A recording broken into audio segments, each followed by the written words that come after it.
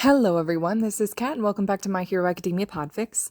This is the continuation of Swallow the Stars. This will be Part 3, Chapter 3, entitled Safety Nets.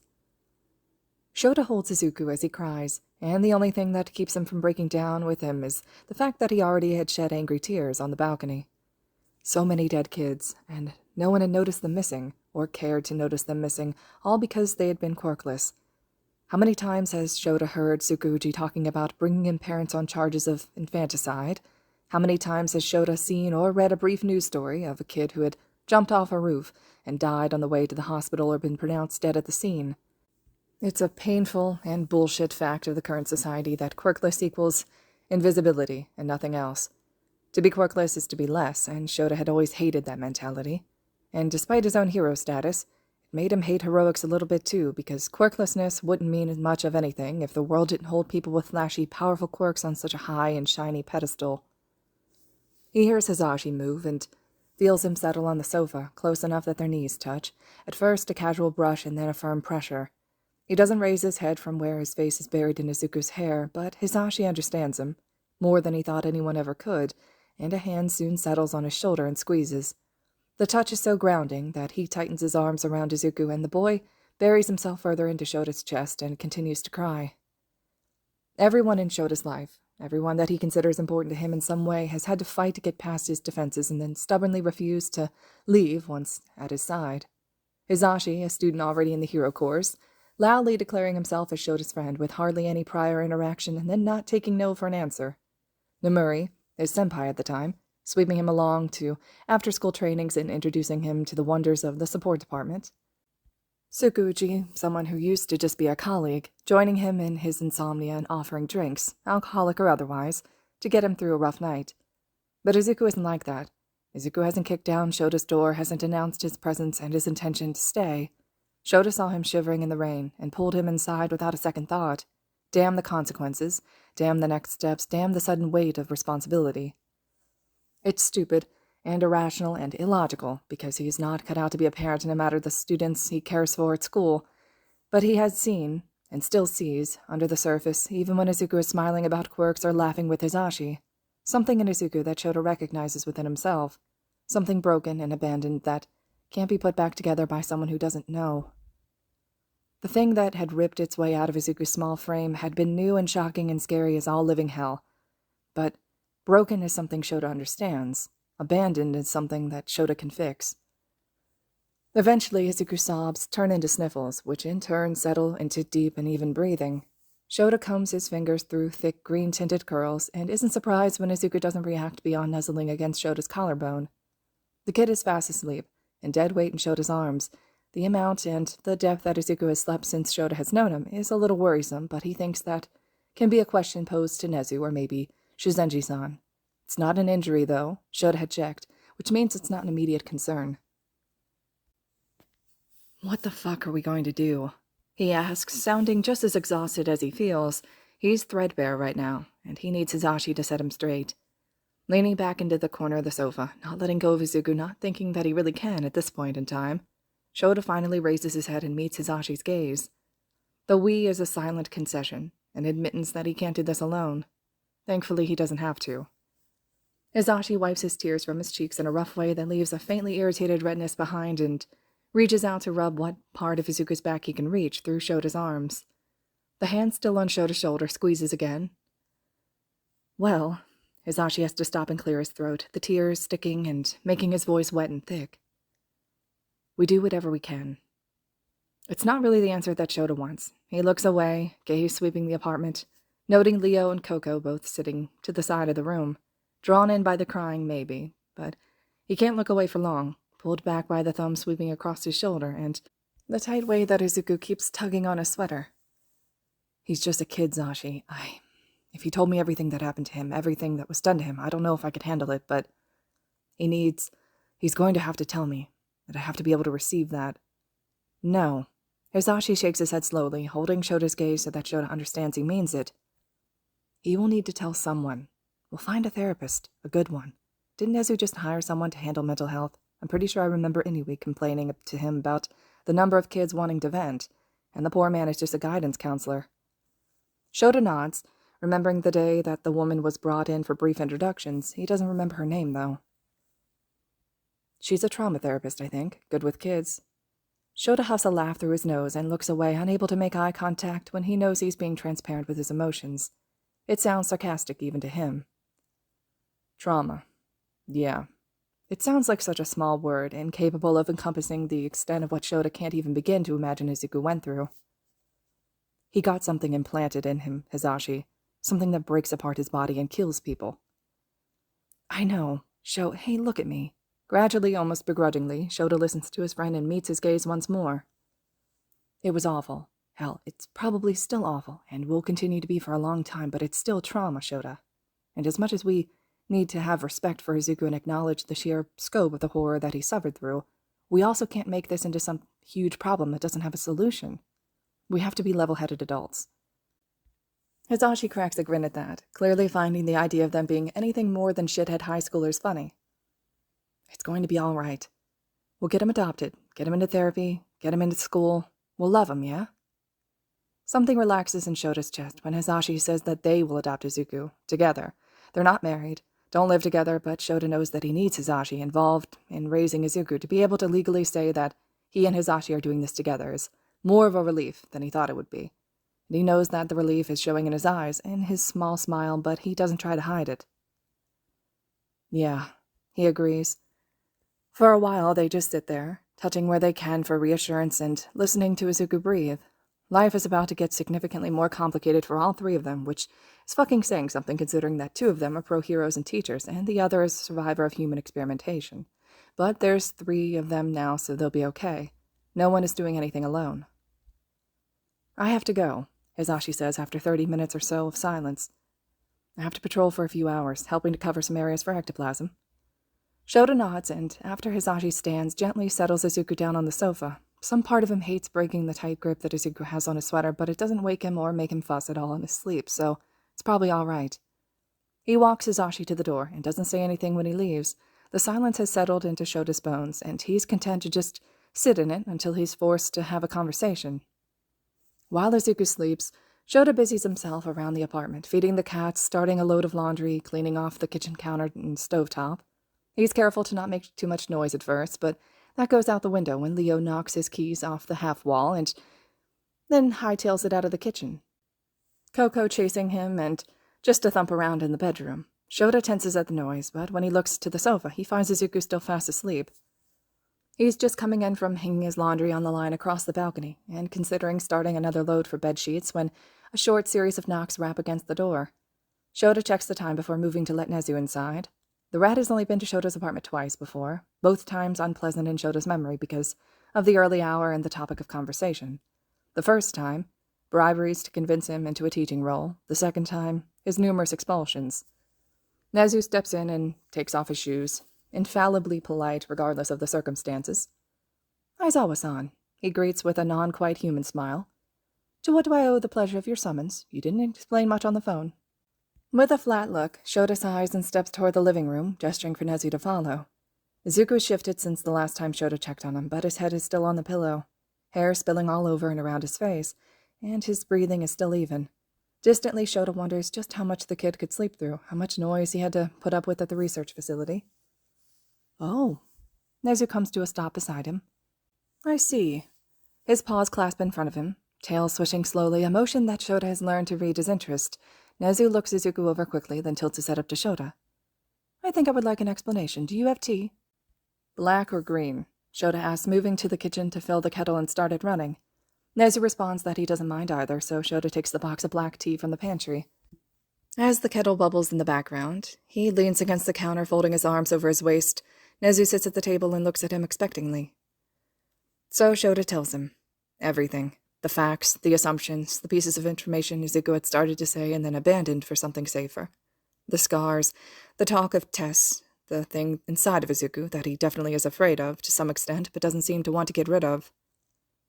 I want to bring him to UA, he says, already done with the first cup of tea and pouring Nezu a second. I can't leave him here by himself, and he's smart, but I don't think he's at level education for his age. He said they gave him lessons, but that doesn't mean much. It's hardly as if educating him was their first priority. Nezu's quiet for a long time Longer than what would be considered polite, longer than Shota's ever seen him. Not say anything when it's his turn to talk in a conversation. He stares into the middle distance, eyes shifting around like he's thinking, an expression on his face that's hard to read. The only key Shota gets to the rat's emotions is the tight way that he's gripping the handle of the cup. Finally, Nezu blinks, and when his eyes find Shota's, there's a hint of steel behind them. "You're talking to Detective Tsukuji later, I assume?" It's not a question, but Shota nods his affirmation anyway. "Have him call me when you're done." There's a thread to his voice that promises violent retribution, and Shota responds with a wicked grin of his own. He knows, of course, that Nezu is not a product of natural selection or evolution. It's incredibly rare for animals to just develop quirks on their own, and Nezu is not exactly a normal animal even with the quirk not taken into account. Shota had asked once, gotten a quick and undetailed answer about a lab and some scientists who had fancied themselves heroes, and that was all. But this is confirmation, if nothing else, and proof that Nezu still harbors a lot of hate for what was done to him. If there are any villains left in that wretched research facility, they will not make it through unscathed. Now, the hard edge drops from Nezu's tone, and he smiles politely. "About bringing Izuku to UA, it does seem to be the best course of action, I must agree. He'll be under your watchful eye for most of the day, and mine when you're preoccupied with more combat-intensive classes. I believe that, between the two of us, we can come up with a learning plan to get him at level in the next year or so, that he may start his, probably second year of middle school at the beginning of the year." Shota's eyes shift back to Izuku's sleeping form, and he watches Nezu shift in his chair to look as well. "He doesn't have a quirk," Shota says. "And he was raised on that knowledge. I think the hardest thing is going to be teaching him to speak about that thing inside of him as if it is a quirk.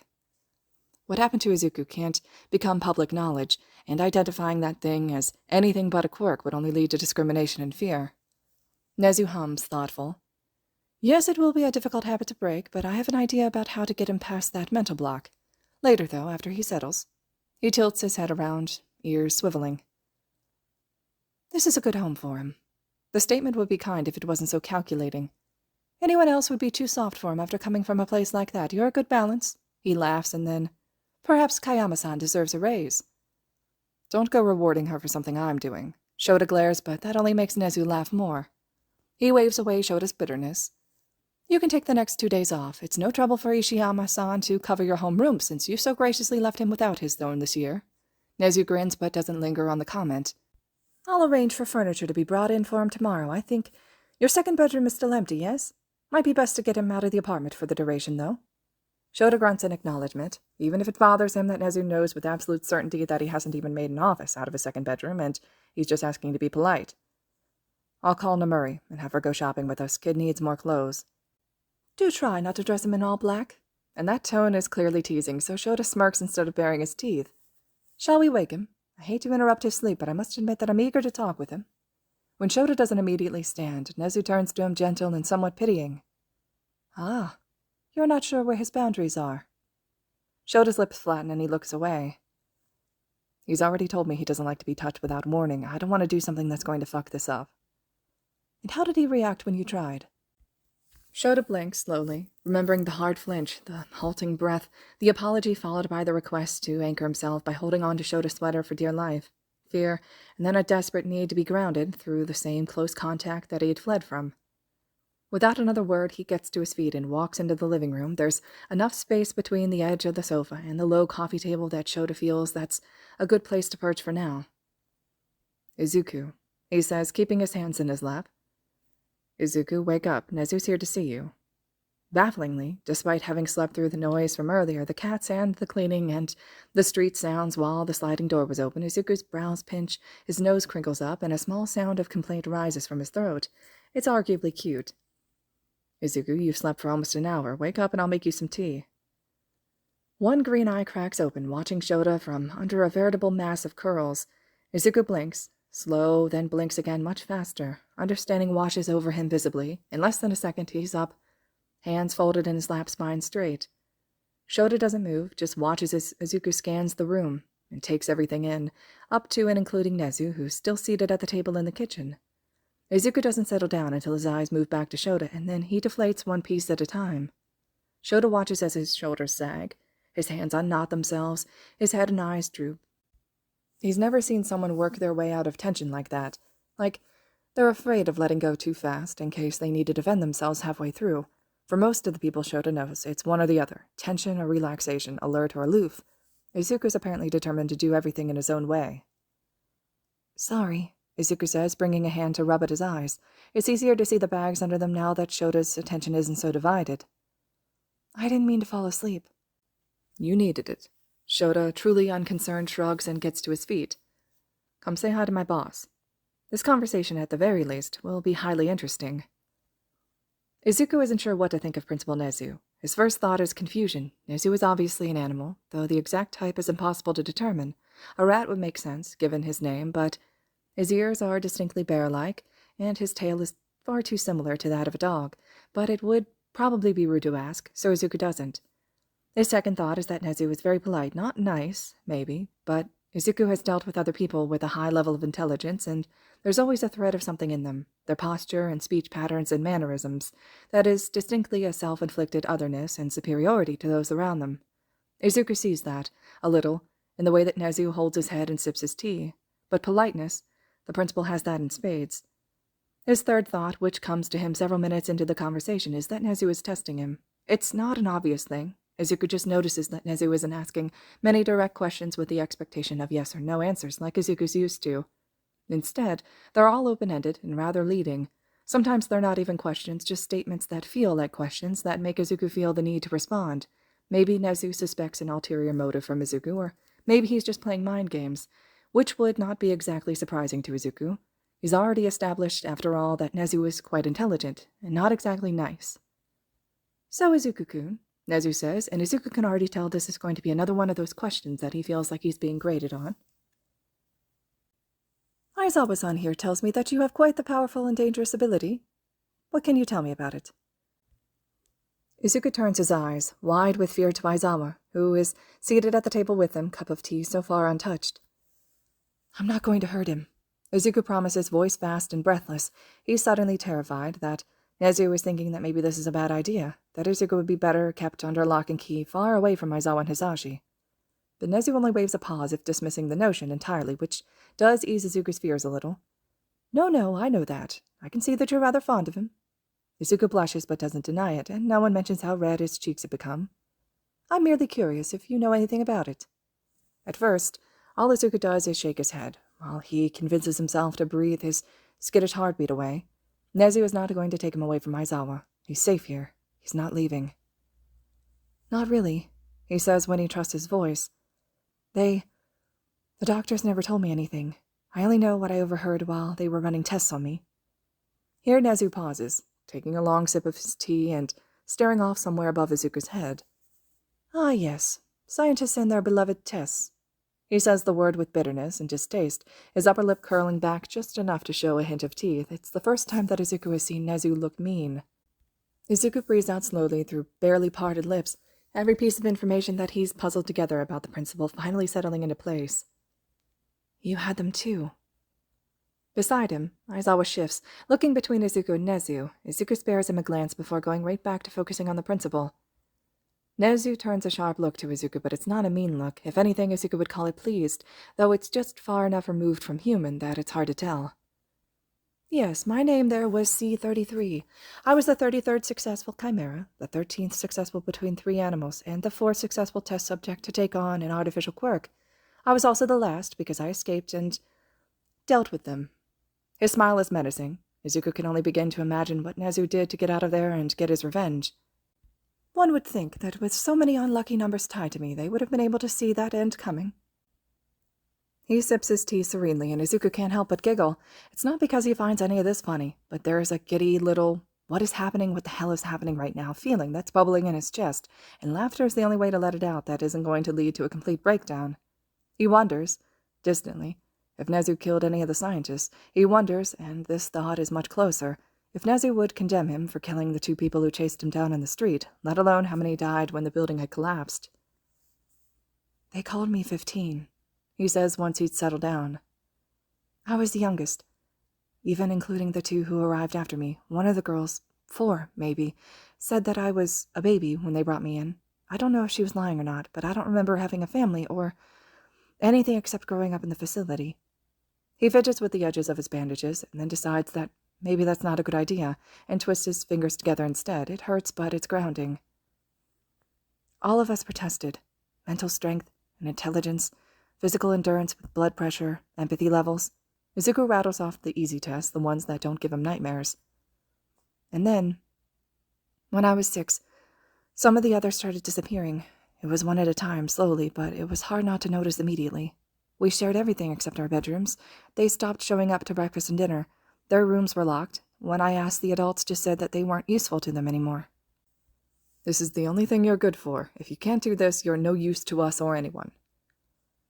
I know that they died, Izuku whispers, face hidden by staring into his tea and letting his hair fall forward.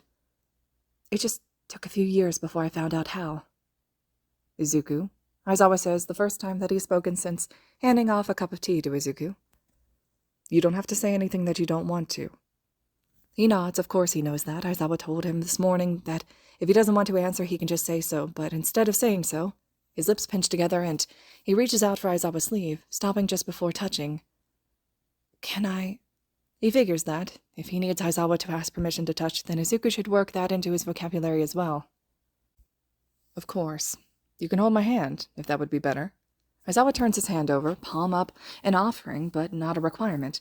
Izuku takes stock of what he can see, a scar on his palm that's long and hooks down to his wrist. It looks painful. It looks like the stitches ripped while it was healing, and there's calluses on each of his fingers and some marks that are red that might be red permanently, from something that looks like rope burn maybe, from his weird scarf, and his fingers are long and well-defined, and they've already carried Izuku home and then held him while he cried.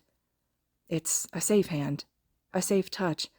Steeling himself, Izuku dismisses his stream of observations and branched thoughts and sets his hand in Aizawa's. For a moment they both just rest there, neither daring to move. Then Izuku squeezes, and Aizawa relaxes, folding his fingers over the top of Izuku's hand. If Nezu has a comment, he keeps it to himself. I know. Izuku shifts in his seat. He doesn't like talking about it. The thing inside of him, it's hard to get his feelings right. I know they had to put it in me little by little. So they had to disassemble it, take it apart, and let it stitch itself back together while I was holding it, while it was inside of me. When he first learned that, he had cried himself to sleep. The doctors were already so mean to him. Why did they have to be mean to everything? To this thing, too? That was what killed the other kids, the stitching back together. No one ever told me how many pieces the others could hold, but I know it wasn't many. When I had half of it in me, the doctors were all excited. Nezu inhales, deep and shaky. I can feel it. It's like His face pinches together as he tries to think of how to describe the sensation of roiling, churning darkness and mass and gravity, and an amount of power so large it seems endless that rests just beneath his skin. It's like a snake? He shakes his head. That's not right exactly. It's not a snake, but I can feel it coiled in me and moving around sometimes. It's dense. But it doesn't hurt, usually. Just feels weird. Humans aren't supposed to be able to feel their bones and organs, but Izuku can feel them by proxy of feeling the thing move, and it's taken a long time to get used to. Do you feel it all the time? Nezu asks, curious but not like the doctor is not so hungry for the information that he'd be willing to force it out of Izuku. If I want to, but I kind of forget about it if I'm not paying attention and it's not moving. Closing his eyes, Izuku focuses. He feels Aizawa's thumb rub gently over the back of his hand, grounding him. It's right. Izuku traces his chest, between two of his ribs. Here, towards the back. It's just resting right now.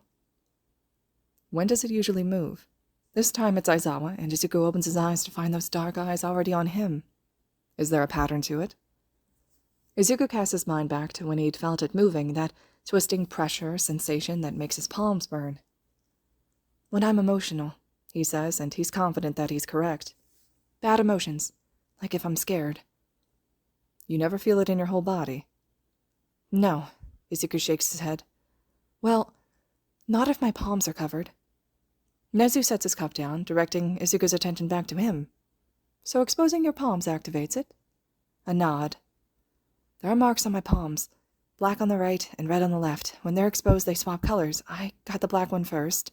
When half of it had settled in me, the red one came much later. Izuku flexes the fingers of his right hand. It doesn't always activate when they're uncovered. Sometimes it waits for me to ask for it. Sometimes. And then the marks. He traces patterns up his left arm, from the wrist to his elbow and then to his shoulder. They expand. I don't know if that's how much power it's using or if it's just something that happens. That's okay, Nezu says with a smile. You're doing well. What else do you know about it? The extent of his knowledge is definitely running out, but there are a few things that Izuku had not mentioned yet. I know it's old. The doctors talked about it existing in crevices of reality, but I don't know what they mean by that. He takes a breath. And I know that it can manipulate gravity, like crush things. I haven't had a lot of practice using it, though. The doctors were scared of it. Mostly they measured energy, I think. Looking back and forth between Aizawa and Nezu, Izuku gives a weak shrug. That's all I know. A gentle squeeze to his hand brings Izuku's attention back around to Aizawa. Thank you for telling us. Aizawa says, we'll help you to learn how to control it, not because we want to use you for it, but because we want you to be safe and not afraid all the time. Nezu nods his agreement. There are lots of people with really strong quirks who don't know how to handle them. Some take power and become bullies, even if they ultimately fancy themselves becoming heroes as adults. Others are scared of their quirks, that they become a real danger to themselves and others simply because they don't learn to control their power. Now I know this isn't a quirk, and your circumstances leave a lot to be desired, but Aizawa-san and I are both teachers, and instruct students on how to use their quirks. He smiles, and it's friendly and polite, and Izuku can't sense any ulterior motive behind it. Overwhelming intelligence be damned. Okay, he says, nodding slowly. I trust you. Excellent. Nezu claps his paws together and grins over the top of his tea. Now, Izuku-kun, how do you feel about schedules? All right, everyone. This concludes Chapter 3 of Swallow the Stars. Chapter 4 will be next. I hope you all are still enjoying this one, and as always, thank you so much for listening.